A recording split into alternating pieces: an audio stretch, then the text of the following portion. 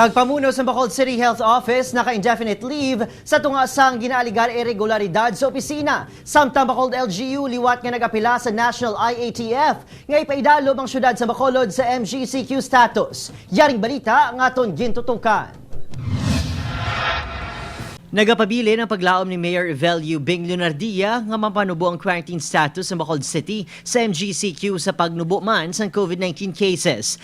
Sang weekend, ginpagawa ni Leonardia ang executive order nga nag-extend sa GCQ sa syudad tubtob Nobyembre 30, santo man sa direktiba sa presidente apisar sa endorsements ng Regional IATF nga kwalipikado ng Bacolod City sa MGCQ status. So far, we have not heard back from the NIATF.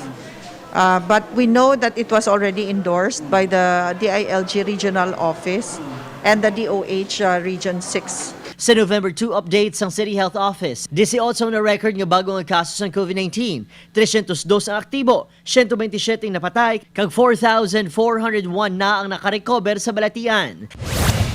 Samtang, ginkumpirma naman sa tagpamuno sang EOC nga naka-indefinite leave ang tagpamuno sang City Health Office sa si Dr. Carmela Hensole. So Dr. Mel Hinsoli is on leave right now. That's why we have an OIC.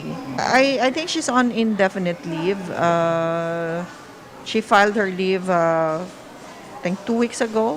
Nadalahi ang ngalan ni Hensole sa ginaaligar irregularidad sa City Health Office sa tunga sang away kontra COVID-19. Wala man kumpirmasyon ang EOC kung ginkakasini sa pwesto. Gitinguhaan sa GMA Regional TV nga makuha ang bahay ni Hensole apang wala ini nagasabat sa apon mga tawag. Upod Kirinod Castillo, Adrian Prietos, 1 Western Visayas.